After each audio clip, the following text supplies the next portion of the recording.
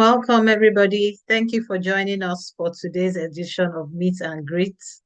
Today, we will be talking about blended families, and we are going to be having a practical and pragmatic session. With us, we have Mrs. Sophie Jolaosho, who is a teacher, an artisan, a child of God, a minister of the gospel, among many other things. And she's a family woman, and she would be giving us her perspective on a blended family. And so it promises to be a very exciting and interesting session. So we still have time to invite others. This is the Link family. We're a family of people who believe God for healing and wholeness in every aspect of our lives, to have healthy and healthier relationships, whichever those relationships are. So we span from ages 16 and above. We have young people, adults, we have adolescents, we have grandparents among us. You are welcome to join the Link family. And we're all about enlightening, empowering, inspiring, and giving. So we've had 2 interesting episodes about blended families, and we had our sister, Miss Tolani Jemi Alade, who took those sessions. She's not here today, but she's going to be with us next week. And so those were the sessions that we've had. So for the next 2 weeks, we're going to have the sessions on blended families as well. So we round up the session. So this was just inserted, and it's going to be an exciting one by the grace of God. So let us interact as much as possible. Let us ask questions. We still have time to invite others to join the live stream on YouTube. On YouTube, it's Temitope Praising Child, or they can join the Zoom sessions so that they can ask questions on here as well. Thank you very much for that. Okay. Sister Sophie, are you ready for us yet?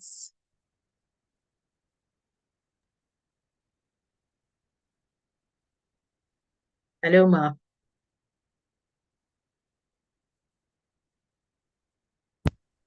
I can't hear you. Are you there? Can you hear me? I'm here. Yes, Can I you hear can me? hear you. I can hear you. Do you need some more time? Yes, I'm trying to be a bit noisy, right? Yeah, but we can I'm on the still hear road. you. So I'm Okay. almost home. I'm almost Okay. home, but I'm not sure if you can hear me. That's just my concern. I can hear you. We can hear you actually quite loud and clear. Okay. Mm. So I can attempt to begin the conversation. I'm just walking. It's Okay, going to be no problem. periodically noisy, but I Okay. hope we'll be able to manage. So those that are Okay. listening or watching, please bear with us. I'll get to Okay. quietness in just a few moments, but I didn't want to keep everybody waiting. The Okay, reason thank why you. I'm on the road is I went for a meeting, and the meeting didn't conclude as at the time it was supposed to.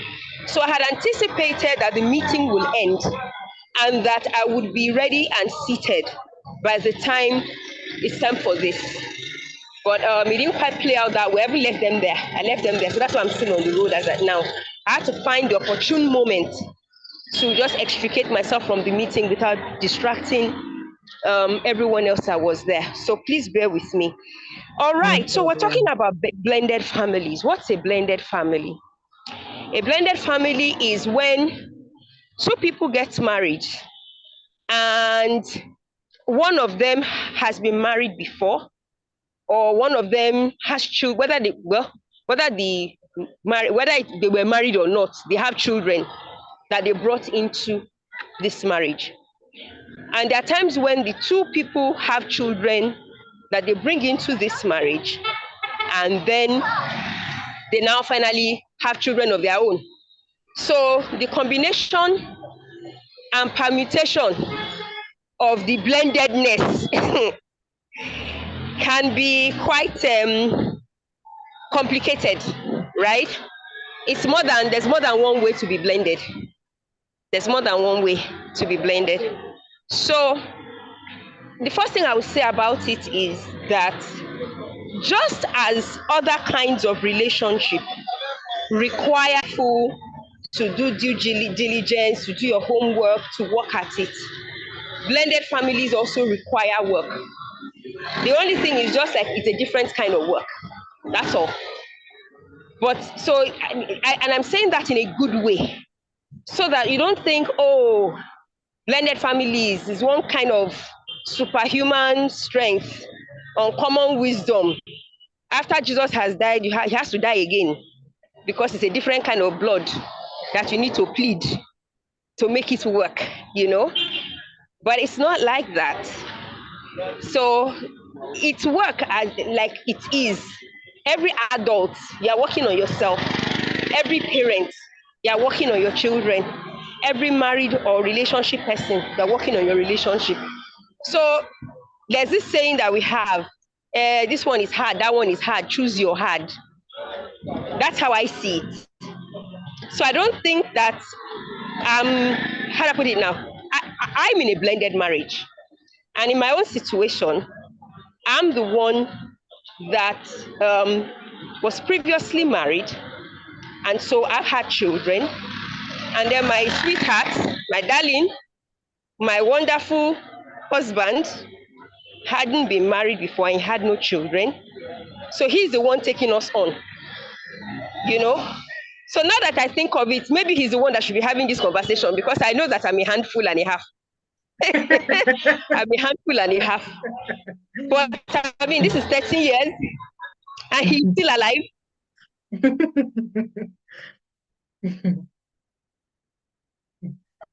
And as far as I can tell, we're getting something right. By way of an introduction, that's it. So what will help me is if I have people asking specific questions, then I can speak specifically to it. I think that everybody needs to be patient. Everybody needs to be kind. Everybody needs to, how do I put it now? Virtue is virtue wherever you apply it. Character is character wherever you apply it. You understand? It's just that there is a lot of unique information that is not available in your everyday relationship manual or parenting manual, you know, when it comes to blended marriage. So those specifics are just what makes it stand out. But kindness is kindness on Monday, and kindness is still kindness on Tuesday. You know, you are kind if the child is yours, and you are kind even if the child is not yours. So virtue is virtue, like I said, and character is character. It's just that you need wisdom. So this conversation is not, we're not talking about the basic fundamental virtues and character traits. That's given. If you are a functioning adult, you are a safe adult, then character is a given. It should be in an ideal world. So I think the conversation now will be about wisdom, you know, areas of wisdom where, okay, when discipline, you need wisdom, you know. Off the top of my head, I can think of that. So, like I said, what will help is if there are specific questions, perhaps, that come up, and then we can speak to those questions, and even among us, just talk around it and find wisdom, you know. But one thing I will know is that there are two sides to it. The person that has the children that they are bringing in, that's a perspective. And then the other person who is having to, you know, marry the package deal, that person has a perspective as well. You know, questions like, how do I discipline my spouse's child without, you know, the child feeling like, hey, you're not my parent, what's your business? You know, how do you present a unified front? You know, but like I can't say it enough that the fact that you are not the biological parent doesn't mean anything in the final analysis.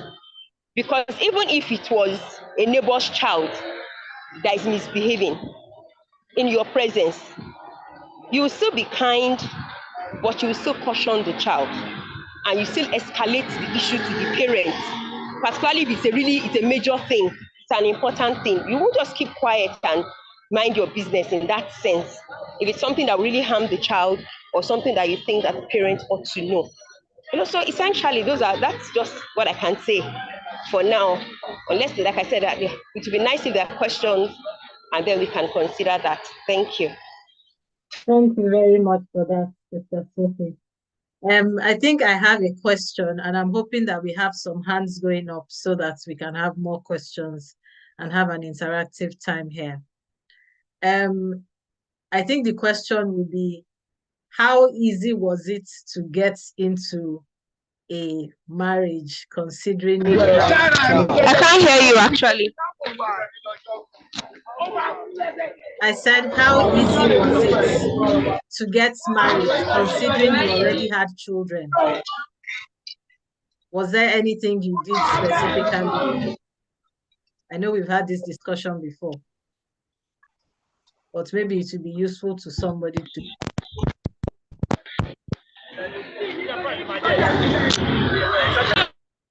I still can't hear you. I just saw your mouth moving, and I'm trying to. I don't know. Your voice just went off. Can you hear me now? Yes, I can.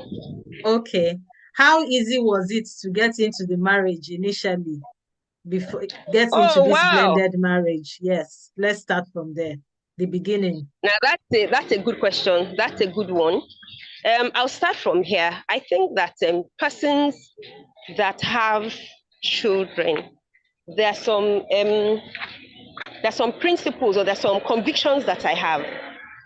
So step one is inside work, the work you do on yourself, the work you do to build yourself, your convictions, your personal healing. How did you arrive at the point where you have a child or you have children, right?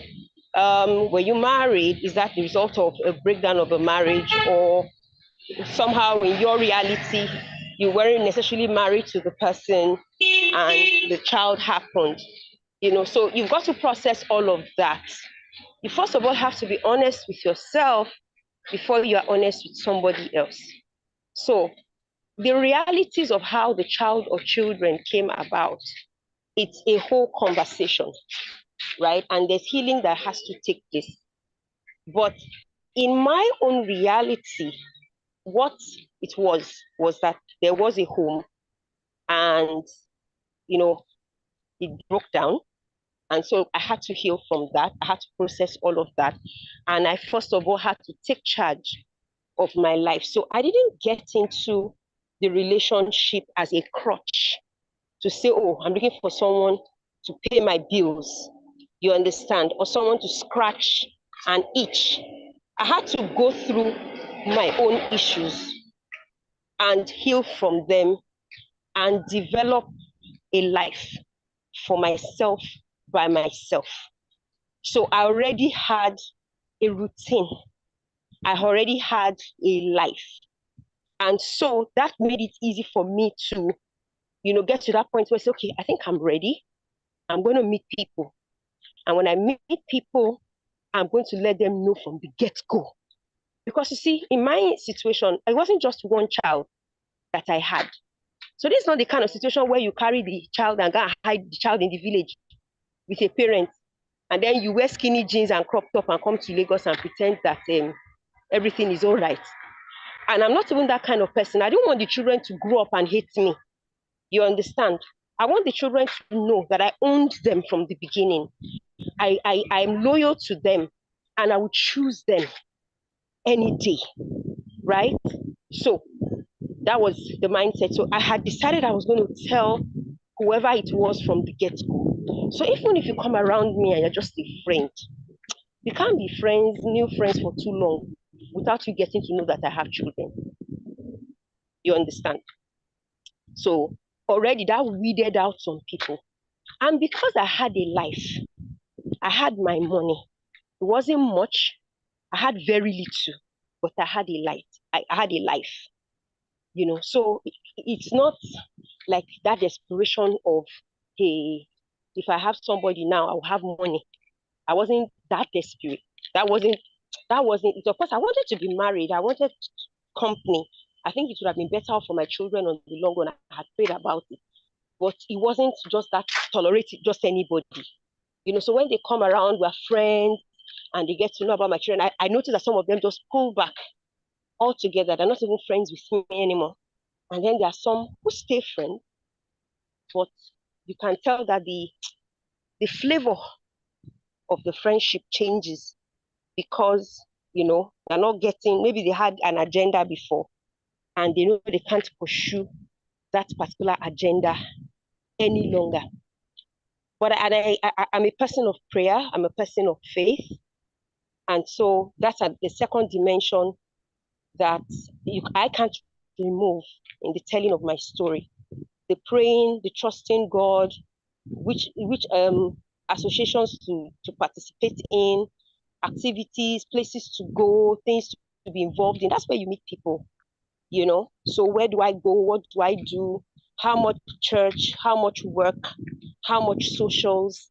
All of that, the extent of those involvements, all of those things, where I want to say, I want to believe I was led. And so I met a lot of people. As a person with albinism, I attract a lot of attention. As a singer, I attract a lot of attention. So having people notice me is not the issue. And in the world we live in today, a lot of men see single mothers as easy. You understand this? I'm going to try and be as clear as I can. I'm not saying that it's always like that, but there's just this mindset that generally speaking, they see you as, okay, you've been married before, you have children, and so you have physical needs or emotional needs or financial needs. And they attempt to manipulate those needs to, as it were, use you. You understand? Unfortunately, I'm not that kind of person that can be used. I'm the kind of person, I'm not the kind of person that you can pull the wool over my eyes and I will not see the lies and the fakes for what it is. So in that wise, some will leave, right? They will just leave. Some stayed friends, but I could tell that, okay, the body language had changed. Me, I didn't bother. So that was how I eventually, and all sorts of people asked me, bus conductors, Okada riders, shopkeepers, in the market, you go to buy fabric or you go to buy food stuff, and then you tend to go to a particular place regularly. Somebody passing, they start by greeting you. Oh, auntie, hi, good morning, good afternoon. Then you find out that, I didn't see you. Where's your daughter? And then they're trying to chat you up. And so all sorts of people have tried their luck, so to speak. Polite to all, gracious to all, but gray rock, when you get to a certain point, I just look at you like I don't understand what you're saying. Auntie, you're looking nice today. I'll give you a blank look. I'm not even going to dignify the comment with a thank you. Not because I'm full of myself, but I can discern where that greeting is going. And I don't want to encourage you or lead you on. So I just give you an attitude and I know her face or she's not lying around to be plucked, that kind of thing. So that was in summary how I navigated that season. When I met my husband, I met him in the line of work, and we started out being friends. I immediately told him, that I had kids, and he didn't even bother. And when he started really pressing seriously, that look, I've been using style to tell you that I like you and I want us to get really serious about our friendship.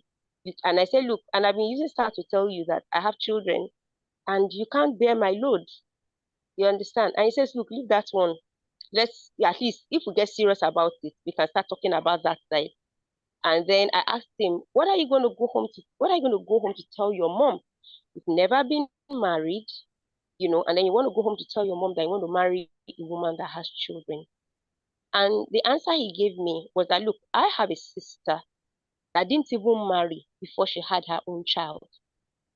We're expecting someone to come and marry her. They cannot tell me on those grounds that I can't marry you, particularly because your family is present in your life. You have a job, you're standing on your own 2 feet. They can tell, everybody can see that you're not marrying me for money or for anything. If you don't like me, let me know.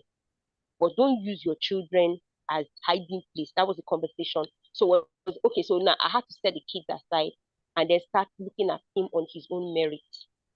You understand? On those grounds that normal people use to look at, prospective suitors. But the additional thing now, in case of the blending, is does it get along with my children? Thankfully, see, I think with as Africans, it's a bit easy, a bit. On the side that as Africans, as Nigerians, our culture is to respect elders.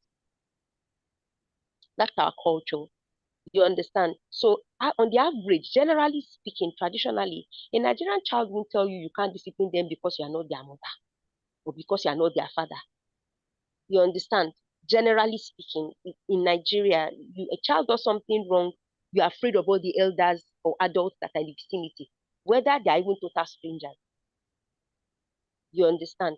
I've been to neighborhoods where when it's 6 o'clock or 6:30, you children there, don't you have homes? All of you go into your houses. I will take you one by one. Now you go and show me your mother. What's wrong with you? Total stranger. Just see children playing in the area. I says no, it's 6:30, they should be in their house. So you can have that kind of thing in a Nigerian neighborhood. So I wasn't really so much afraid of whether my children will respect me. I was more concerned with, okay, now I have children.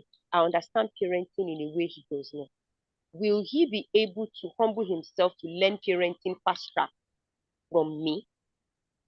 Right?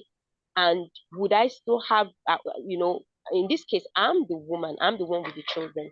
And so if I'm a bit more assertive with the children, if I'm a bit more assertive with the children, will that impact how he sees himself as the man and the head of the house? Will there be issues? You understand? So those are the conversations that we had to have. And the fact that I was, working, living my life, I had my money, and when I say I had my money, please don't think it's millions, but at least I was independent. I wasn't living at home. I was living in a home environment, but not in my parents' house. And I was independent with one of my children, right? So, in that wise, I could, decide, okay, is this what I want to do? And I ventured. And so far, 13 years later, more or less, God has been faithful. We get along. There's no fight we fight that cannot end. So that's how it is. Awesome. Thank you so So I hope much for. I answered the question of how to start.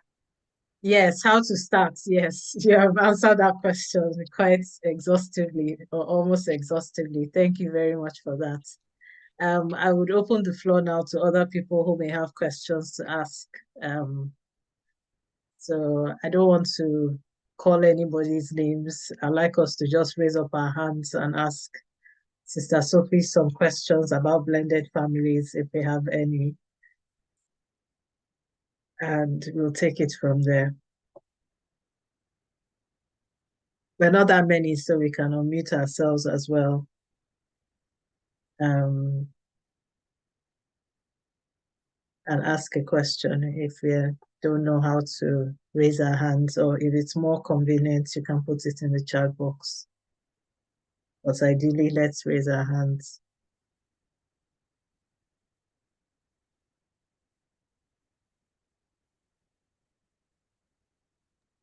Yes.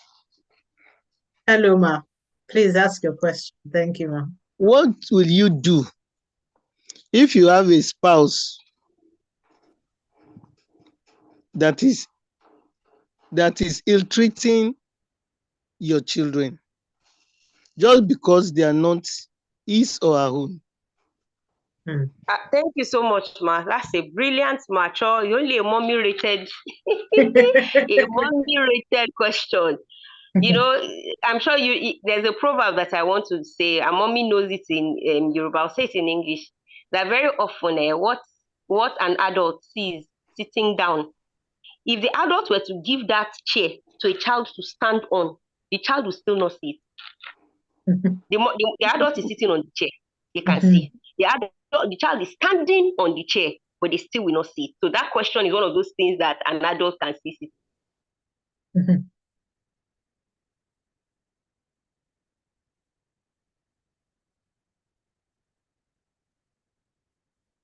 Sister Sophie, we can't hear you.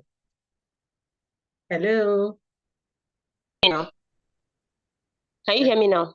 Yes, we can hear you now. Yes. I just walked in and Wi-Fi has taken over. So yay. Okay. That's, Yes.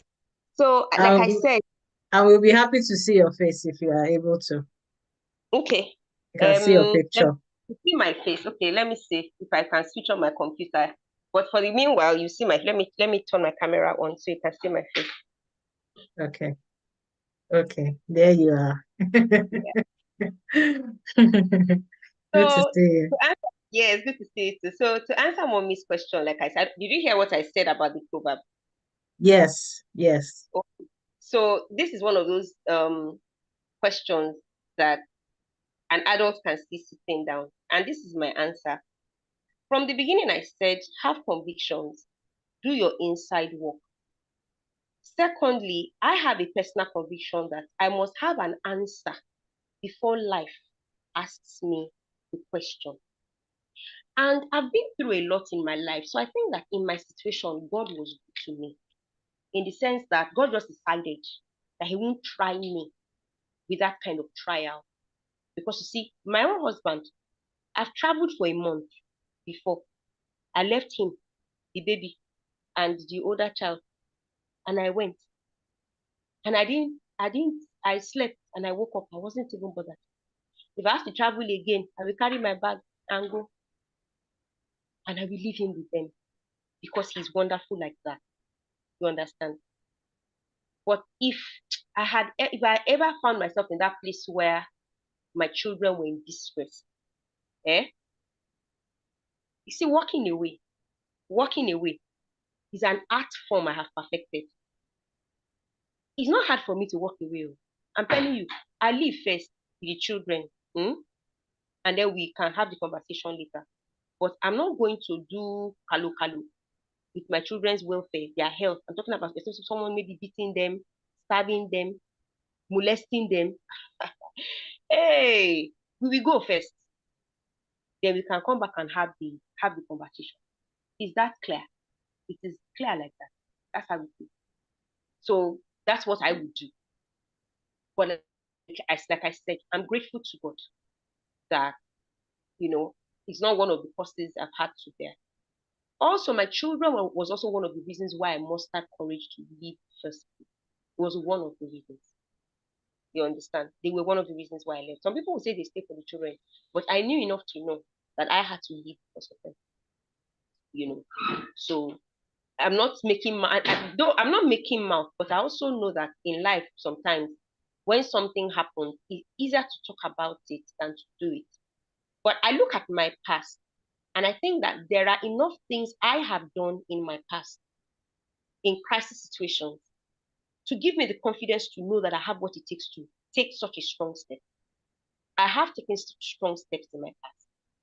When my first marriage didn't go right, I was the one that left. I was the one, and I didn't consult with flesh and blood. I didn't seek validation from anybody. And I embraced the abandonment. I embraced initially the church doesn't understand when you do a thing like that. People who didn't know that there were problems will think you didn't try hard enough. They will think you didn't pray hard enough. They will think all of those things. So fine, fine. I didn't even bother myself. You know, I didn't bother myself at all. And I took that hard. So I think I have what it takes, to take hard. And that's what I would do. So you're trying to say that you will just walk away if your children are being maltreated by a spouse. If I walk in, let's assume I walk in, there's Mm, some things that they've been building, mm. Then you come in one day, just see marks like maybe cane or belt, or maybe you are fortunate and the child is bold enough to tell you somebody touched them one way. And you see proof. I will pack a bag. I will pack a bag, take the child, and leave that space. That child needs to know that in response to that comment, an action was taken. So I'm not shouting here to, the solution of a relationship is not, it doesn't happen in a day. You understand? It doesn't happen in a day. So I'm going to take that step to let this person know that, okay, there's a problem. And then those who are stakeholders in the union that can have the conversation, right? Those that are stakeholders will be summoned. Again, it sounds sweet because people think you're just talking, you don't know. There are hard steps I have taken in my private life that gives me the confidence to know that I have what it takes to do. Even in my family, something happened not too long ago, and I was present. And well, you know what I did? I went to the person that was involved that was absent, and I said, "Come, I was in this place. This and this happened. This and this was said. Is it true?" And I called names. This person said this, that person said that, this person was here, that person was there. And of course, the person I told, now sometimes I ask myself, should I have just kept quiet and let it blow over? But I realize again, I see some of these things. When you keep quiet, in Yoruba, they say, "Ashegbe kan si asepamo lo wa." That means that there's nothing that there's no getting away with anything. You can only hide it for a while. Maybe even after your lifetime, you may be dead before the truth comes out. But nothing is ever truly hidden. Nothing is ever really truly hidden. So that's why I told the person, and the person felt bad a bit, and I said no. But remember that I told you, not so much as for you to just act, anyhow, but for you to how do I put it now? For you to know. I think it would be disloyal for you not for me to be there and for you not to know. So the point I'm making is I have taken hard decisions. So I think I will be able to do that. And I'm fortunate also. I'm fortunate because the truth is not everybody has. When I say I'll take the child, I'll pack a bag, it's because I have somewhere to go. I have somewhere to go. I have somewhere to go. At least that initial first step. I have somewhere to go. 1 week, I have somewhere to go. So those are so sometimes it's when people don't have somewhere to go, which is why it takes me back to the beginning again. That before ideally marriage is for adults and marriage is for independent adults. Marriage is not a dependent person looking for a new source of a new person to lean on. Hello, who's it? Sorry. Okay. New... So marriage is not for a dependent person looking for who else to lean on. Your parents are tired of you. Your friends are tired of you. So you need a man. Mm-mm. So there's something about living independent that helps you to build your own support system for life and for spiritual things. So it is in times of crisis like that the support system that you had when you were an independent single becomes the value, shows. You understand? So that's why I started from where I started from, that I learned to live single. I learned to solve my own problems. I learned to cry alone and pick myself up alone. I learned to be the all in all, the alpha and omega for my children under God. I learned to discipline them without taking them anywhere. I learned to be enough for them under God. You understand? So I knew that, I know that because of that, that's what gives me the boldness. Because I can think of things that happened when I was single. You know what it is to be a single mom? Your child is ill and you still have to go to work. An underage child that you can't really leave alone in the hospital. But you have to work because it's the work that's going to pay for that child's sickness. And you told God that you're going to prove God and you're not going to go cap in hand to ask anybody for anything for this child. It does something to you. It strengthens you and stabilizes you in an uncommon way. You understand? So that's the foundation on which you are able to. The Bible says a wise person sees evil from afar off and does what? He hides himself. That is the foundation on which scriptures like that are based, that you can see that, you came home. This child has been giving me, telling me. Now you have come home today, you see mark on the body. Or they say somebody touched them somewhere. No. First time that happens, you're a victim. Second time, you're a volunteer. This is not happening. So I'm going to take the child, pack a bag, and leave. And then when we have the conversations and we have the meetings and we do everything open, we will now see. And and I'm not going to that meeting. I say, look, I don't know how to speak English. I don't know book. My child came and said this. So I decided to first of all bring the child to a safe space while we investigate what the child has said. If the child is lying, why does that child feel the need to lie? If the child is telling the truth, there's a problem. Either way, there's a problem. A child that lies that they were, abused when they were not. Why is that child lying? Where did they learn it from? What is the motive? What is the child trying to do? Either way, whether the child is telling the truth or telling a lie, we have a problem. We can't sweep under the rug. You see, so that's what I'm thinking. Thank you. We have a hand up. I see your hand. I can see Tolu's hand up. You can unmute yourself and ask your question, please. Thank you. Hello, everybody. Hi. Hi, can you hear me? Hi, good evening. Yes, we can hear you. Okay, thank you so much for this forum. So I've got two questions. One is, even if you're not obviously like in a relationship, romantic relationship with the first partner, as long as there are children in between both of you, how do you manage sort of what your plans are for the children with the situation that you're not living with someone? Because obviously I'm assuming that even though there's no more romantic relationship, there's still the plan of, okay, this is what we have, or this is what we plan concerning our children. But it becomes a little bit the structure will change a little bit when you're not living, or one person is not living with the children again and another man is sort of fathering them. So how do you sort of go around that then in terms of, okay, this is our plan, but we're not living together again. So how do we still go ahead with this plan we have for the children? If that makes sense. That's number one. Number two, are the two questions connected with each other? Do you think you want me to answer the first one? Okay, you can answer, yeah. All right, thank you. That's a very brilliant question as well. Okay. Can you hear me?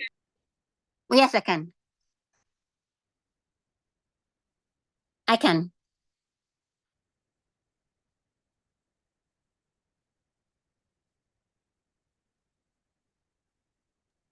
Hello, Sister Sophie, you're muted. Yes, I shifted from my handheld device to my computer. Okay. So yeah. Okay, so let me answer your question. Like I said, thank you for asking. Okay, so the scenario is there was some romantic relationship. A child was produced. That romantic relationship doesn't exist anymore. I need to plan for the child. Here's my ideal counsel. Get a counselor, talk to a lawyer, talk to a family life counselor, right? Because the fact that you were not married to the person that parent that produced a child with you has its own complications. There are complications that the law doesn't provide for because you were never married. And the person I've heard all sorts of things. I've seen all sorts of things. I've seen a man mistreat a lady. They have if you get pregnant, I'll marry you. Then she has a child, and then he's specifically around the marriage matter. Then she finds out that maybe has somebody else, or she's not going to marry her. Then she puts her foot down and says, "Okay, I'm not doing this again. It's over." Right?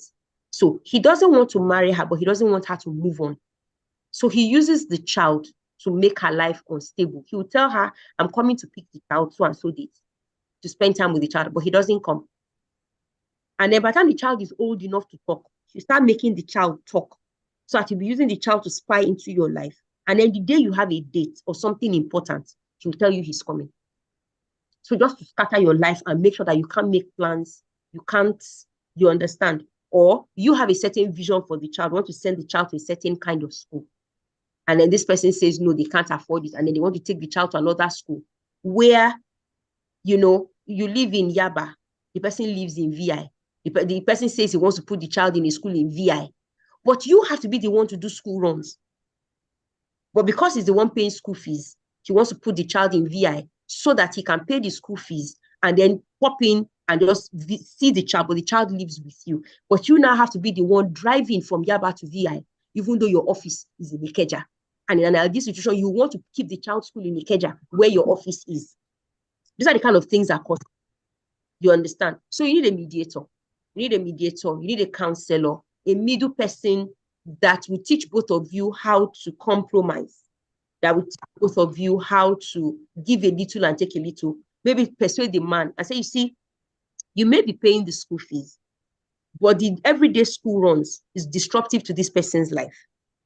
And so at the end of the day, if the mother suffers, your child will suffer. So if you are trying to do this, if you really say you want the child's best interest at heart, then this your VI school is not working. It's not a reality that is going to work. You know, and that and then the counselor will be able to tell the male that when a child is young, the child tends to need the mother more.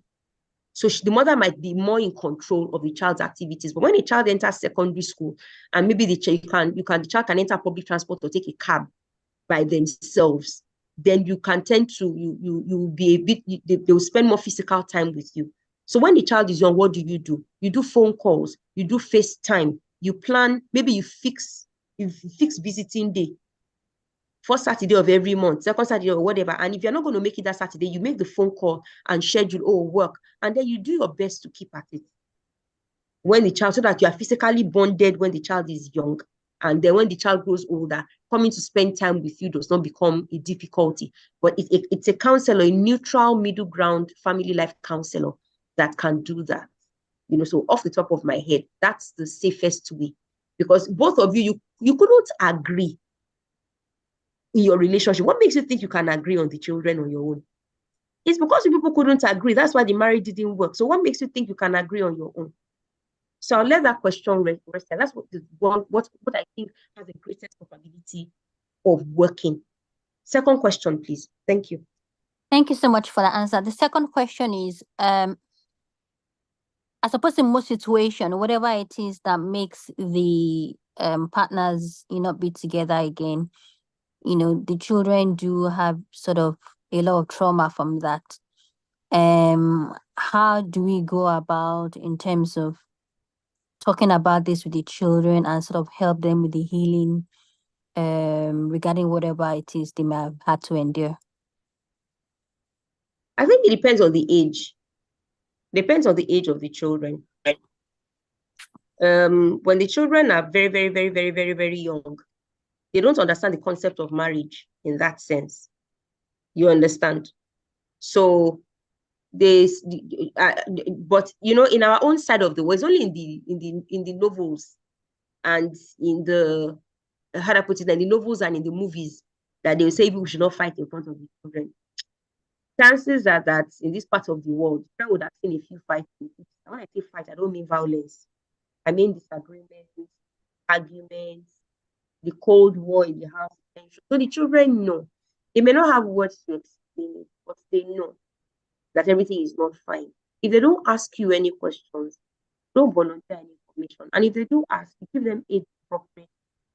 them age appropriate, information. And I'm back to counseling. Getting a professional counselor. I'm not talking about church counselor. I'm talking about a professional certified counselor who can listen to the specifics of your own situation, right? And be able to give you tailor-made solutions. So in this forum, I can just give you general guidelines. You understand? A general guideline that will always make sense is find a counselor. When you now finally find a good counselor, the person is now, licensed to be entrusted with your vulnerable information.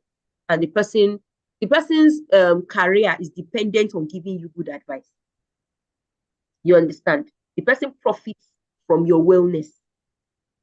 The person can add you to their profile as one of the people they helped. You understand? So they are under pressure to give you good advice. They are under pressure to give you advice that works, that will make you recommend them to somebody else. You understand? So that's what I would say. you get a counselor that can know the specifics of the age of the child or the peculiarities of the separation. Because you see that some people, their separation is the one person doesn't want to pay, doesn't want to bring money.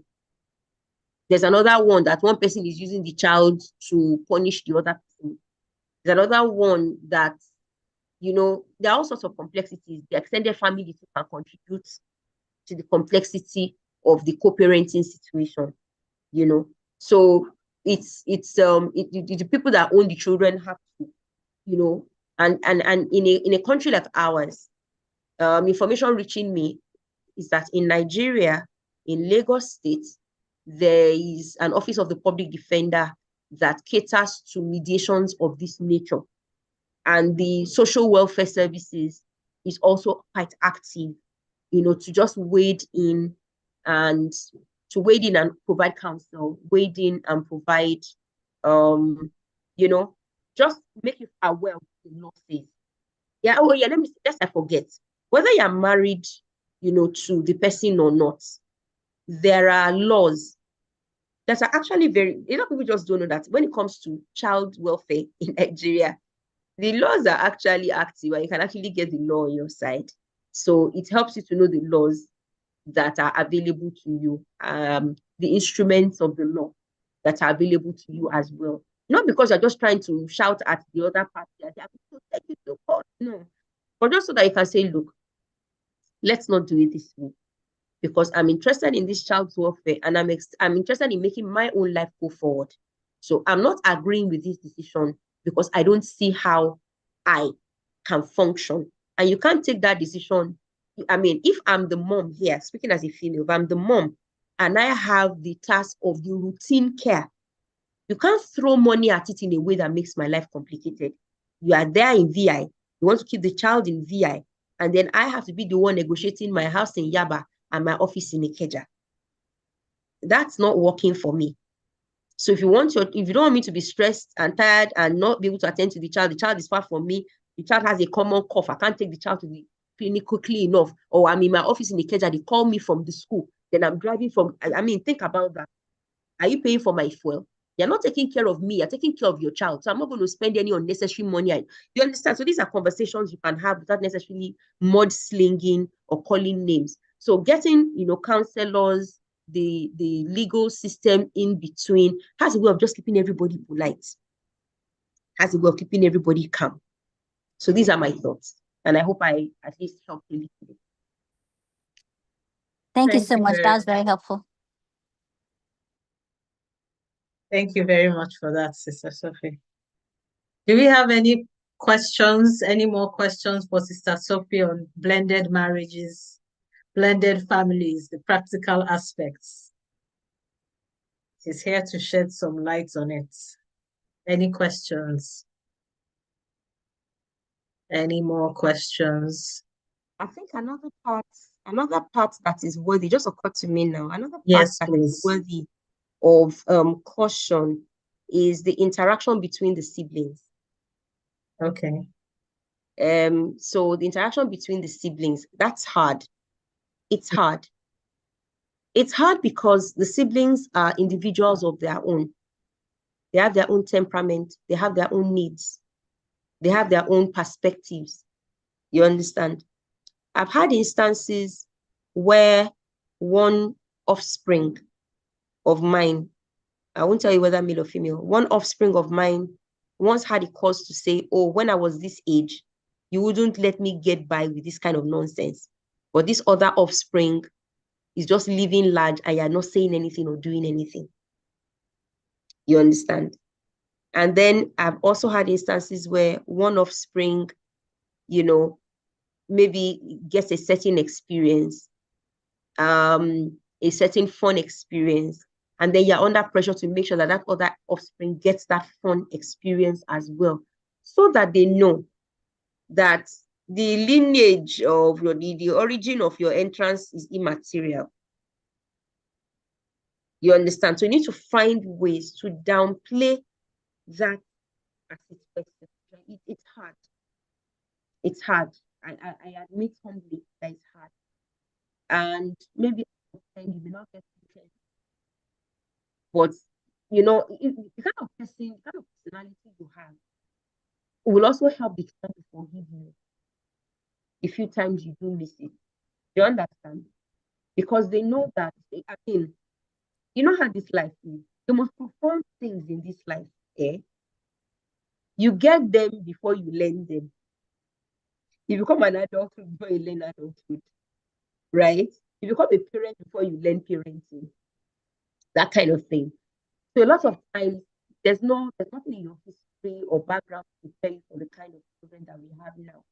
So sometimes you might take a decision or you might handle it in a certain way and they don't necessarily like it.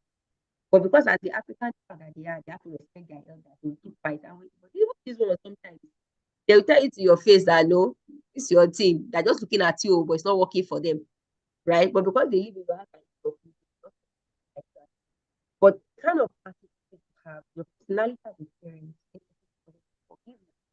Because they can see it that you're not being malicious, you're not being careless, you are just doing the best you can, right? And so if you position your mind to want to do your best, then you'll be open to watching, trainer videos, reading books. You'll be just sensitive to check out information everywhere you can get it. There a little, there a little.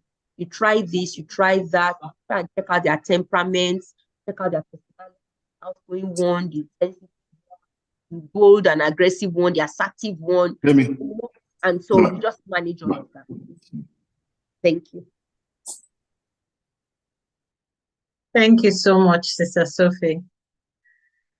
If we don't have any more questions, then we might be wrapping it up here. Any more questions from the house? Can you tell us about the role of in-laws? Have you had any issues with in-laws from the other side? Well, let's see. This is my current set of in-laws. Yes. They were made in in-law heaven. I'm telling you, wonderful people. They have too much to do in their lives to wonder about me. They're very, very busy people, very gentle, everyday people. They don't have time. You understand? They have lives to live. They have stuff to do. I'm not the one they wake up in the morning to think about. They don't even have my time at all. Wonderful people. And then the first set that I left, they were a scattered set of people. They were scattered. They were scattered. So even when that, alliance was on, they weren't there. They weren't there at all. They weren't there. They weren't there. And I didn't see that red flag for what it was. They weren't even there for their own person. You understand? They weren't there for their own person. So they weren't there for me. And so when everything went down, I was left with all the load. I was left with all the load. Yes, my family was supportive, but in my family, we're all independent people. So in a sense, they will do what they can, and they've been very helpful. They've been very giving, right? But you know that parenting is more than just throwing money at it. You understand? So there are instances where there's a situation. The situation has two dimensions, the money dimension and then the others. So you can quickly solve the money problem by calling Big Boss. You understand? And your phone will do quickly, the money has landed. Then you can muster up the energy to now focus on the other side of the situation. But in the final analysis, I was left with it. I was left with it alone. So I didn't see them, I didn't hear them, no lights, no nothing. They've never been there and they're not there. At least for me, and hardly even for their offspring, for their relatives that I gave them to. Hardly ever. Not in the ways that count. Not in the ways that matter. You understand? Not in the ways that matter. But of course, my present in-laws, they're there now.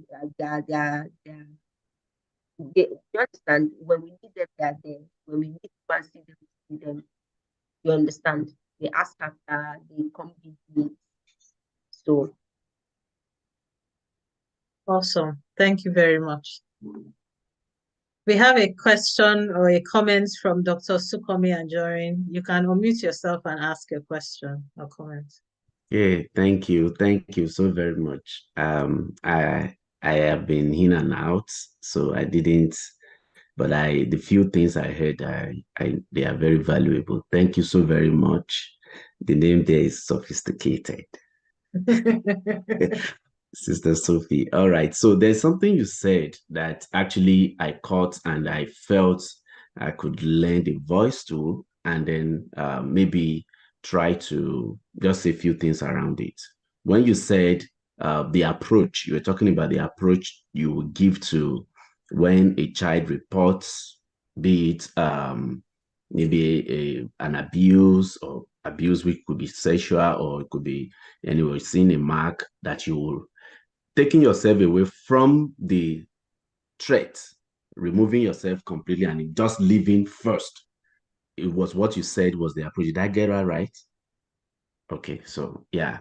Yeah, even though I know that may think the hear of some of us that, I mean, you're married to someone and then your child is reporting something to you, and the first thing you want to do is to take the child and leave that place first before you then come to have conversation around what may or may not have happened. Uh, One can wait and say, okay, what does that not also breach the trust that the other person has without giving that, you have not given that person a benefit of the doubt, at least to ask, so what, it may really be a very dire situation because again, a child is a child. Uh, Even though there may be a possibility of the fact that that child may have gotten it wrong, or it may not have actually been a true thing, but you want to give that child that confidence that, look, when things like this happen, mommy or daddy will always have your back, and you are the first priority here. But at the same time, you're married to the other person. I mean, they are not going to see it as so. You just believe you didn't even ask me. You left, and now you're asking. We'll come and have a conversation. There's no conversation because there is no trust here. So where is the balance? I think um, there cannot be a one size fits all kind of approach. A lot of factors will have to be in play. It would have to be the age of the child. It will have to be the prior history of the child. It will have to be so many things. It would also have to be what you think about the other person too, in terms of possibility or maybe not, what's not. So I just wanted to throw this out that it may not be, and I'm sure that's not what Sister Sophie is saying, that look, that is the way to approach it in all situations. She's just saying what she would do, and I think it might also have to do with whatever it is we are dealing with. Because again, the right way may be to, okay, I've heard you, give the child a hug, and I'm sorry, just hold on, I believe you. Now, then you then take a step to checking with your spouse or your partner what maybe now in the presence of the child first, and then get their view or their vibes about it, and then you go back and then reconcile the situation. Now you may have to leave, but that may not. So in a nutshell, I am just saying that it's not a one size fits all kind of approach, and it's good we just throw that balance there. That's what I thought. Thank you very much for your kind words, Pastor. And I approve and endorse and agree with you 100%. Yeah, That's a the bit thing. low, Sister Sophie. Can you speak a bit louder? Okay. Can you hear me? Yes. Yeah. Okay, so I said that I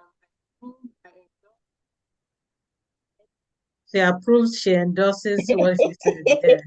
Yes, Okay. everything you said, that, and which is why in forums like this, right, ideas or thoughts, opinions are often subjective, and you are right when you say there's no one size fits all, and there are a lot of things that inform my perspective. And I'll just very quickly, I know that time, there's just once, I've been in an instance where I saw someone and I was somewhere and somebody was, how to put it now, delivering a service to me. Then their spouse walked in with their children. And you could tell these children were young. I'm talking about 4 years old, thereabouts. They've had a long day. And so the one of the children sat on the chair and she wee-weed on herself. Right? And as the service was being rendered to me, the next thing I heard was a thunderous slap, cold. And the child woke up, the child froze. The slap was thunderous. Ordinarily, the child should cry. The child didn't cry. Okay, hold on. The child didn't cry. The child didn't cry. Only for the service provider later to call me aside, show me pictures on the child of the beatings that the child had received from this other parent. And it's just because the child slept off and wet herself.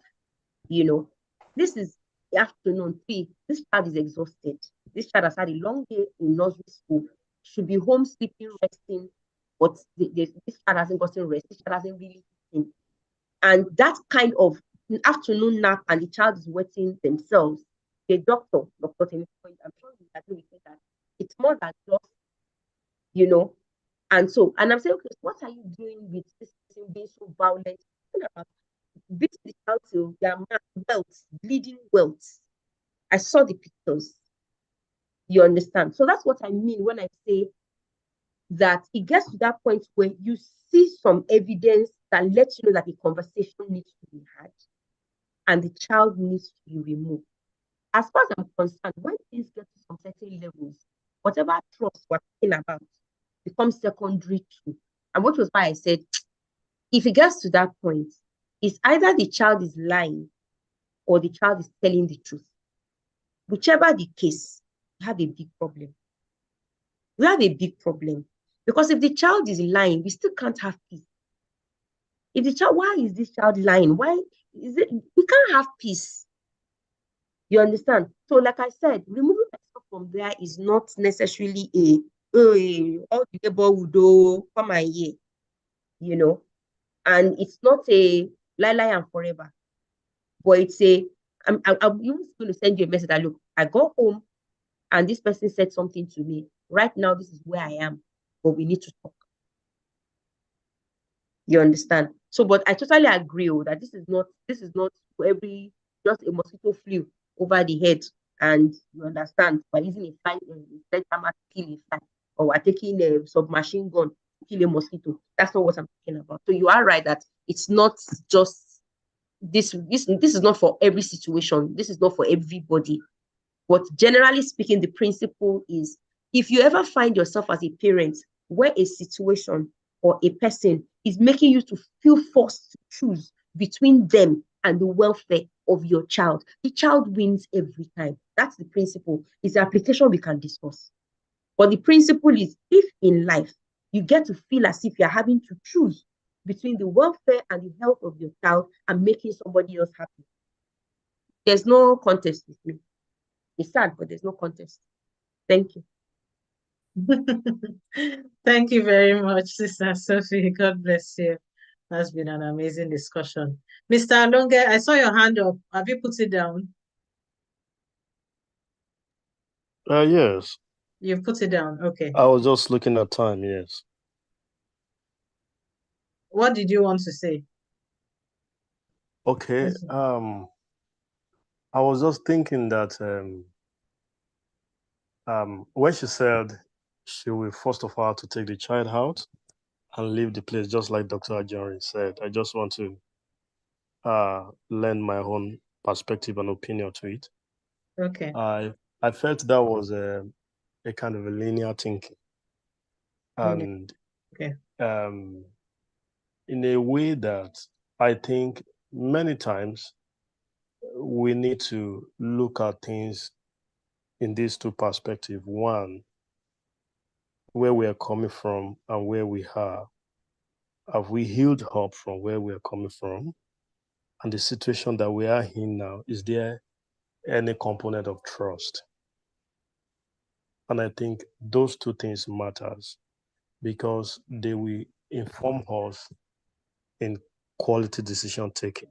I'll just give an illustration of an example of what happened to me. Out of many things, I'll just cite this.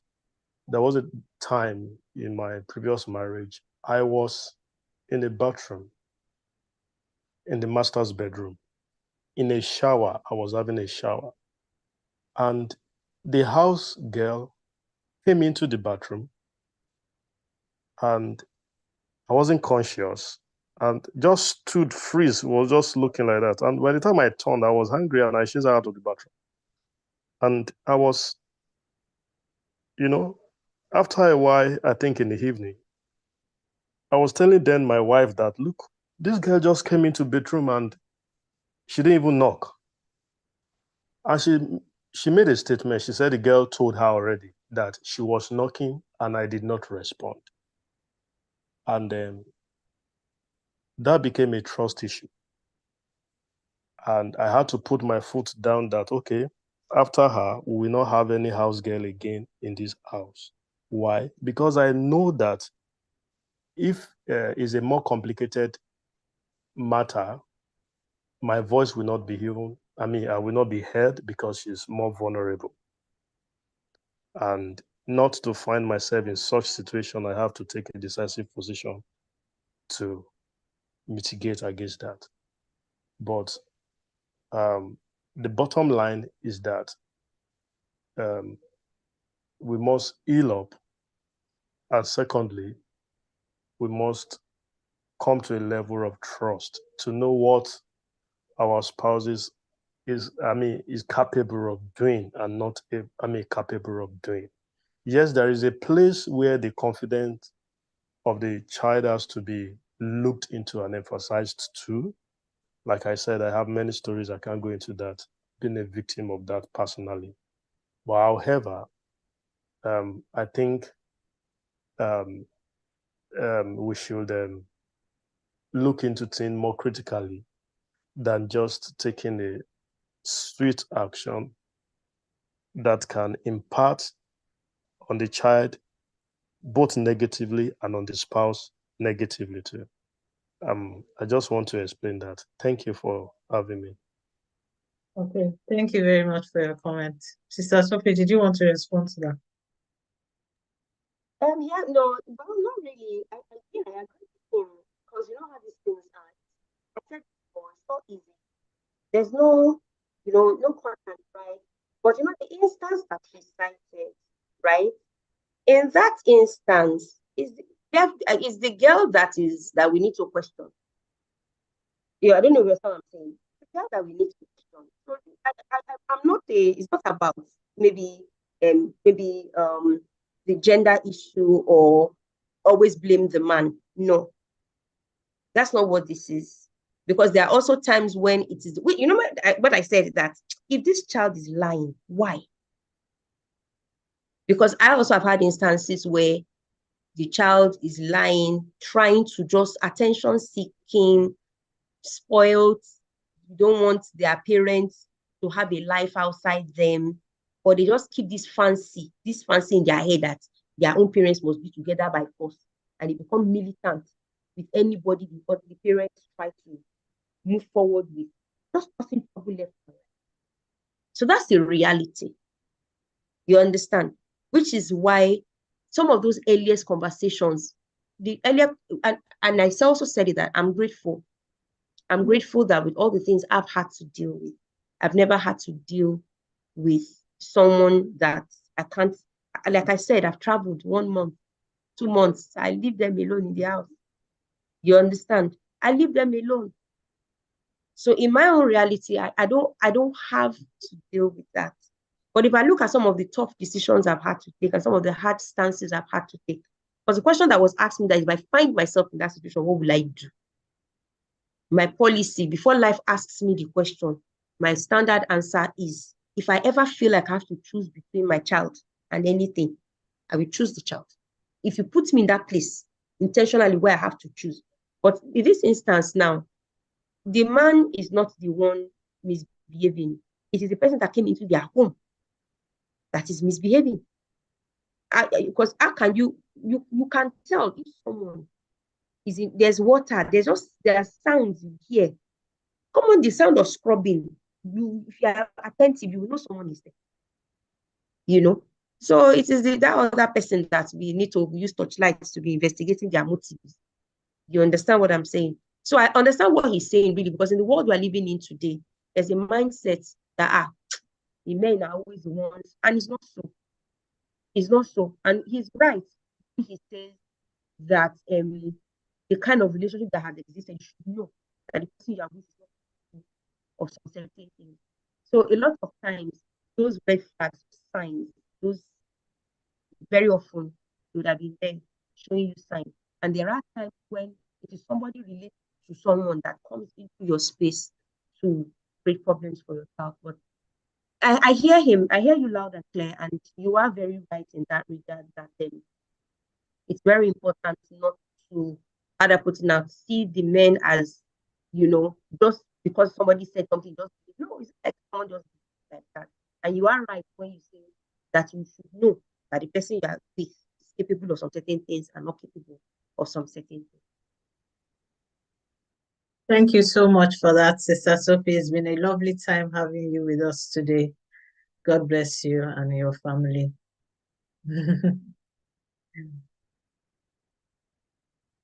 Thank you, everybody, for joining us for this session of Blended Families, a practical session. We've had Mrs. Sophie Jolaosho, who's been taking us through it and answering questions. It's been a great time, and we thank her very much. Thank you all for your time. We've overshot our time, though we started a little late. But thank you for hanging on till this time. Next week, we'll be continuing with blended families, harmony in blended families. And then we still have 2 more. We have 1 more after that, after next week. So stay tuned and invite others. It's going to be interesting. So on this note, we are going to round up today's meeting. If you don't mind unmuting yourself so that we say our motto together. Thank you, Itoha. I see you, our new wife. Let's unmute ourselves and say our motto together. I live in love. I live in love. I stay in peace. Stay in peace. I shine my light. I shine my light. I use my power. I use my power. So help me God. So help me God. Amen. Thank you, everyone. God bless you. See you.